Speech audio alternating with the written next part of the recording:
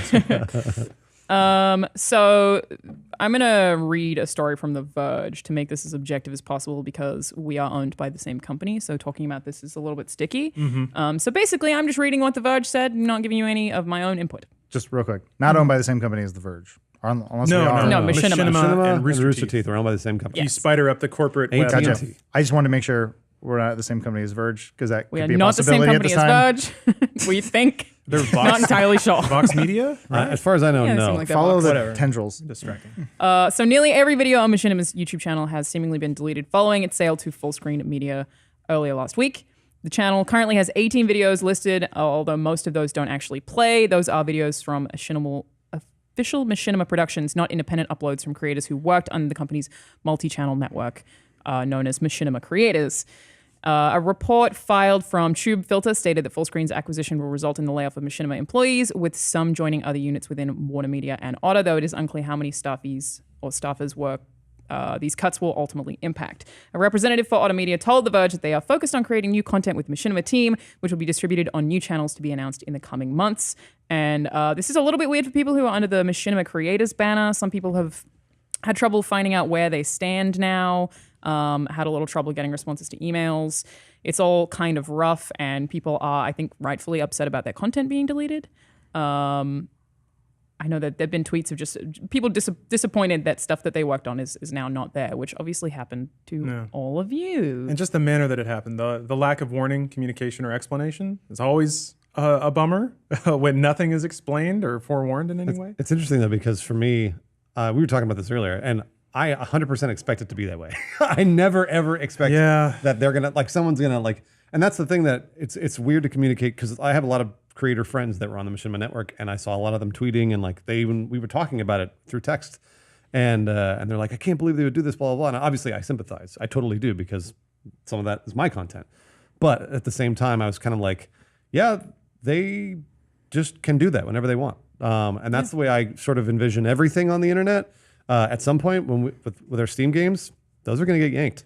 We're not going to have Steam games anymore. We're going to spend thousands of dollars on Steam games, and those are going to be gone. Same with Netflix, same with Hulu, same with all that stuff. Similar situation with G4. I was in a few skits and bits that were, thankfully, they actually cut out and put them on the G4 website.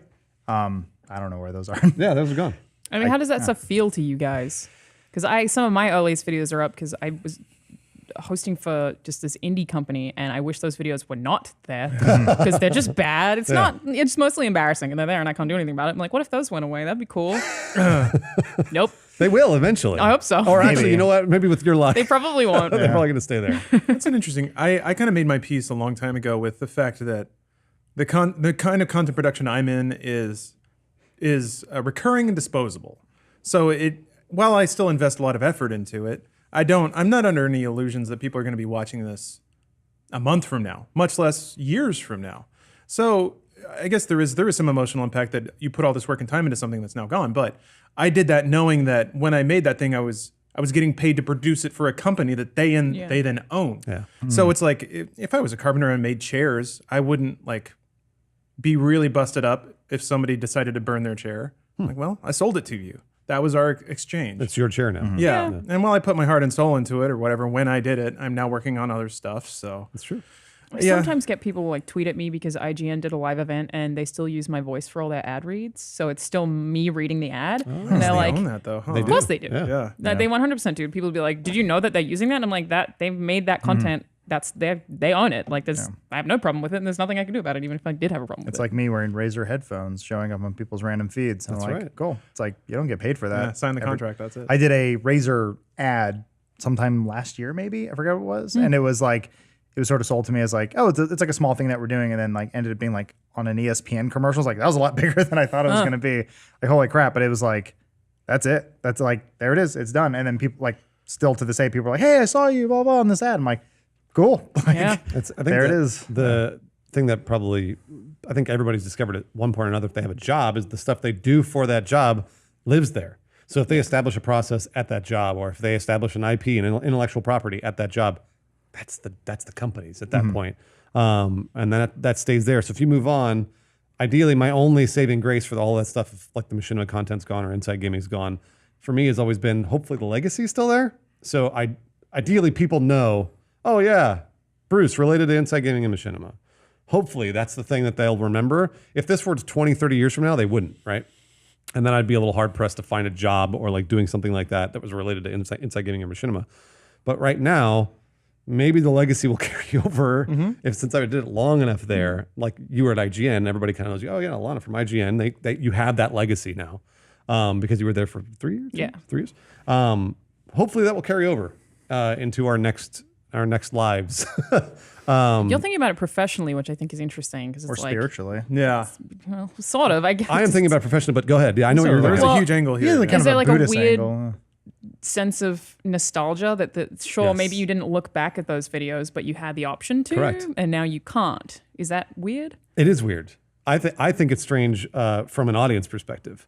But I've experienced this many times over with television and movies and things like that, where I was, man, I loved Mystery Science Theater 3000. And there was a period of time where you couldn't watch the show. Like it wasn't on DVD, it wasn't on the internet, it wasn't anywhere else. And I loved that show. And I had amazing memories. And if I ever thought about, I was like, I really like to, I can't. Like it was just like, just couldn't. Yeah. Even to this day, because it is on Netflix and they showed on Pluto TV and other things, there's certain episodes you can't watch because they can't get the license for the movies because of the way that content was made. And that was sort of a wake up call for me, like a reality of, oh God, like media is a lot more complicated than I thought it was. And seeing that happen to one of my favorite shows, Mystery Science Theater, it's like, that's heartbreaking. That's happening with video games too. GTA, Vice City. Oh yeah. They had to renew their license with Michael Jackson, I believe, for one of their songs. He's dead. His estate's still going, so they're still trying to get money off of him. So they have to take that song out of the game when they're still selling it digitally. Didn't matter when it was pressed on a disc and sent out, but because of the ever changing medium, there's new weird rules and stuff. So it's like that's always kind of a punch. Yeah, kind of a It is. punch to the gut. No, a it little totally bit. is. Yeah. It's understandable, I think, that a whole generation grew up with online media. And I think part of the promise of that is, given that it's so accessible, is that it will be accessible forever. Yeah. And this is a good reminder that that's not true either. The business realities that affected every other medium leading till now are still in effect right now, which means that, licenses are hard to transfer. It makes things hard to find sometimes, especially when things change hands. It gets messy. And I think this is just a sign of that. It's just weird that you could have a video that you're really proud of that you'd like show people, but then you just can't after a certain point. It is. Yeah. Yeah. It's not like it's the worst thing in the world. Like people didn't have records of everything they did, prior to a decade ago. Well, the thing, you're right. It's a totally valid point. The thing that we used to do at G4 when we were leaving G4 was we would just go through the vault, the media vault, and like basically rip our stuff out and put it on and burn it to a disc. Which is probably illegal. And I mean, like, I don't know that it is. It was one of those things where I was like, For personal use. for personal use. Yeah. So there was actually an entire department that you would request those because you'd have guests on Attack of the Show all the time. This was part of my job. Was you'd put in a media request? I forget what it was called. Basically. Something like that. But basically, they have every episode backed up on a Betamax somewhere. Yes, they still use Betamax, giant It tapes. doesn't degrade. That's Exactly. my understanding. That's why they use it. And you put in a request, and then they find the tape. They find the time code. They find the part when the person was on, and then they burn it to a disc, and you mail that off to someone. They sign an agreement saying you will not sell this, Right. and you will not use it to make any money. And they go, okay, cool deal. So not exactly illegal, but giant gray area. But Yeah. so many people do that where they just want a copy of a thing they were in or made. But So. to your point, professionally, like that was the reason we got it. Is because professionally, if I wanted to make a reel of the stuff that I'd done at G4, I had to have it, and I knew once I left G4, I was never getting it back. Like I knew it wasn't going to live on the internet. I knew it wasn't going to be anywhere else. So it's like I just had to have a hard copy of it. That's kind of strange though for this because I didn't have a hard copy of those videos. Yeah. There was never a hard copy. There was never a hard copy, right? So now it's like, okay, well, hopefully, at some point I can find that somewhere through whatever. Like I don't know if it's even going to exist anymore, and it may not. And hopefully my legacy will carry over enough to be like, oh, remember the Inside Gaming thing? No, go away. All right, well then they don't remember. Oh well. Get out of my coffee It's a shop. weird thing to put on a resume for a company that had never heard of it. You'd be like, I swear this existed at some point. Yeah. The work was there at some point. Yeah. It's just like, not now. Yeah, I know. Yeah. I think Machinima was a big enough company to where I think people know what it was and what it did. Yeah. I think 12 million subscribers. It's so weird looking at the channel and being like 12 million subs and no content. It's it is really strange. It is super strange. Had a pretty sweet Avatar trailer on there that had a lot of millions of views. Well, that's the thing that I've heard from like a friend of mine, I guess, reviewed Skyrim and it had a few million views, and he was like, "It's weird that that's gone now." And we're like, "I get why you feel that's weird. It is really strange." There was a time. No, I'm sorry, I'm waxing poetic because I was there. There for was nine- once a time. I was there for 9 years. There are so many random one-off videos that I made that I forgot I made that. Like I think one of the most viewed videos on the channel was called In the Game. It was like a preview show that lived and died within, I don't know, 10 episodes. And I did a Spider-Man Web of Shadows video. And I got like 6 million views. Oh, that's great. And I'm like, cool. That's what I'll be remembered for. Spider-Man content does really well on YouTube. It's really But it was I think IGN's most viewed video is still a Spider-Man video. I was there when it was just such a shotgun approach of, I mean, Lawrence, you saw that too. Bruce, you saw it too, where it's just like, there was like absolute frustration when we worked there in those times when it was like, it's a crapshoot, man. You could upload a video, it's going to get 500,000 views or it's going to get 10,000 views. No one knows. And like, honestly, that's what IGN looks like right now. Look at that. 173 million million views. Oh, the first 10 minutes of Amazing Spider-Man It's too. insane. Yeah, But no, IGN was like that even when I was there because they upload so much that sometimes you'd be like 300,000, a million, 2. Like you're just like, okay. And you just like, you would hope that whatever video you made would cut through the noise. Yeah. And that's like when Bruce and I were doing stuff on the Inside Gaming channel, I was like, oh, finally. Like we can control our destiny and we can Because figure you're not out. competing with everyone else you work with. Which Exactly. Is such a weird approach to that stuff. Yeah. Forges you like iron. It does. That's what people It's want to so say. weird. No, It does. It was a strange time. But I'm also just eternally grateful that we're, I like our channel now. I really like Funhaus. I like what we're making. It's like, this is what I would be doing if I didn't work at Machinima. Well, this is also a warning about Funhaus too. Like Funhaus is not going to live forever, probably. Yeah. It probably won't be around like in 10 years when you're, like, because I'm going to be super nostalgic for it too. It may not be there anymore. That just may not be a thing that you are able to find. It's weird to think about. Yeah. I mean, but That's life, it's man. true of everything. Yeah. Yeah, it's true of everything. Things start, things end. Dust to dust. I don't know. Maybe I'm used to this with old media, but like morning radio. There's some really good morning radio shows, and like if someone wasn't recording it, that bit is gone. If Mark and Brian did a thing or Kevin and Bean did a thing, it's like if someone didn't record it, man. yeah. I mean, they don't back it up. I think they do now as like podcasts, but even then, it's like that's how I was always kind of used to it. So I'm grateful when people do like fan backups and stuff like that. And I think like a system like archive.org is really important for just cataloging human history. So for when the aliens take over. One thing you guys did point out is if G4 is backed up on Betamax tapes in somebody's basement somewhere, I mean, Machinima as a channel probably backed up somewhere. Well, I mean, on a somebody YouTube has, server. well, some kid has it. I'm serious. No, you're right. Like, some kid has a file. I mean, People are even through collectors. official channels, it's a lot easier, I think, to migrate a hard drive or do something with that content when that, when the pasture is cleared for that to happen. So I think it's a lot easier to entertain ideas about that content living somewhere else or coming back in some way than it would have been. Like G4's content, who knows, man? It's locked away. And oh no, slowly that's degrading. gone for. I mean, that's gone forever. That's owned by. Oh yeah, you're right. It's just buried now. Did they burn the tapes? I don't know that. Like Buried them in the desert. It's definitely in a vault somewhere even deeper now that no one can touch. It's always we talked about this. It's Transylvania. yeah. There's like a Oh, salt yeah. mine where They threw ET in there.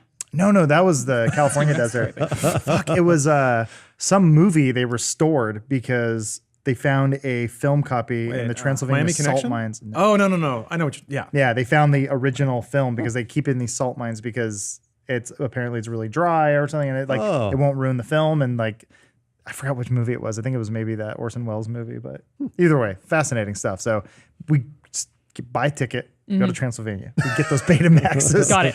We find that Find skit where G4. Bruce dressed up as a woman, and it's great. But to Lawrence's point, it's going to be. I mean, like there is a possibility for this to live somewhere else. I think that's sort of the magic of the internet. Is that again, if you think it's gone forever, there's a good possibility it is, but some kids probably got it too. So I don't know. I mean, like, I don't know where this is going to go. I don't know where it's going to drop. And that's kind of why, like, I tweeted that on Friday. I was like, I think this might be something that lives on. I don't know that it's going to be gone for good. No. So, but the internet's very reactionary. Everybody gets really upset really fast. Well, I think I understand the reaction given the lack of warning. And I also understand the lack of warning to a degree. These situations are more complicated than I think anyone will ever know in the public eye. They always are. It does just seem like somebody was just like, make it go away.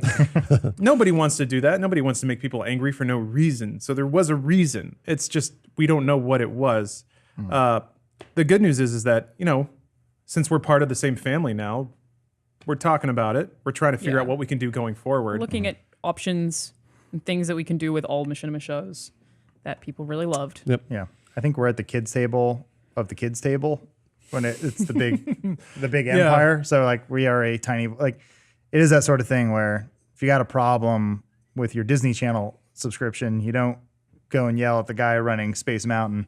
Oh yeah. It's like it's a giant company, and like I know people want answers from us, and it's like I can't. I don't know. Yeah, maybe in due time. We are allowed to say, I have an approved quote. Ooh. Announcement. Almost an announcement. Almost, but not quite. We're working on some stuff that'll make you guys that have followed us from Machinima really nostalgic. Oh, that's really nice. Omar, do the I didn't hot work take at thing. Machinima, but Hot take. Hot take. Omar. there we go. That takes a while to run. Bang. Gary. There you go, Kotaku. Embed that into your news story. Before I do an ad read, I wanted to ask you guys, Machinima has 12 million subscribers. The channel was started in 2006. How many of those people do you think are dead? 12 million. I've thought a lot about this actually. I'm going to say 1 million. You think 1 million of those people One are dead? out of 12 subscribers I think are 1 out dead? of 12 subscribers are dead. That doesn't seem to match with actuarial data. It doesn't, but I like to think about it. Okay. And the reason is, Why would you because like I to think think about- people that subscribe to Machinima live really extreme lives? Oh, yes. They're like that surfboard dude that was on the side of the building. Either that or 50% they're on, of those are car accidents. well, I was going to say car accidents. They're watching on videos. drugs. They're doing all sorts of crazy So fun cool. shit. Yeah, they're Gaming too super hard. cool. Yeah, we had the cool audience. What's the most common cause of death? I think attack? was it Heart attack. surfing while watching videos on your iPhone? Surfing while watching Machinima videos. yeah. It's heart disease. There you go. Skyboarding. It's heart disease. Oh, Car accident's probably second. So right? a couple of those people probably had heart disease. Couple. They were like 12. Yeah. Not all of But them. not anymore. Cancer is a big one. how many of them were bungee jumping champions? 10. That- But they're all Wait. dead. the odds are in your competitive favor. bungee You probably got I'm like sure. a few professional athletes. Can you in do there. without dying? You win. Maybe. I mean, maybe if you die, you win. Alana, you asked such a good question. I will have always wanted to audit our subscribers to find many are out dead? how many are dead. How would you do that? I don't know. There's no way. Yeah. How many? Like how, this video if you're not How dead. many are in jail? Oh, that's a good one. Yeah, like How many are serving in life jail? sentences. We can just do mean- some IP scraping and figure that out. Supposedly annually, 600,000 people die of heart disease. But how many of So, them subscribe Bruce to thinks- Machinima? And that's only in America. Bruce thinks that more people than die to heart disease annually. have- Over the course of 2006 to Yeah. 2000 and Like how you 19. didn't guess the years. You were like, these dates, whatever. I don't know. Yeah, I don't know. I mean, 13 years. That's a That's a Is long that time. that's a 13 chunk years? of Yeah. change. and if they all had heart disease, I'd easily be within Yeah. that range. Also, how many miscarriages were there? You're right. That counts. That counts. Does as that death. count? Does Baby it comes count? down. Can you hit subscribe real quick? Boom. That sounds like Machinima marketing strategy. Yeah. And then cancer's 590,000. Once again, dear Polygon journalists and Kotaku writers and Destructo, I'm sorry. They're doing their jobs. I know, but you wouldn't have watched us otherwise. And now you're like, who are these guys and why do people find them entertaining? Hey, Like, come on. We were on people Machinima. don't. We were on Machinima and Inside Gaming. That's why they find us entertaining. I we mean- made content. I was kind of hoping somebody would like dry hump me for a comment. No one did. No, they don't give a fuck about you. Are you kidding? Nobody cares. They didn't ask Adam. They would have asked Adam if They would anybody. have asked Adam. They wouldn't ask you, Lawrence. God. That once they some guy's got a big old cork board and he's putting the dots and it's basically Skyrim with guns and guy with beard. Like, oh my which one god, is it? it's all coming Oh, together. that's wonderful. That's wonderful. Also, let me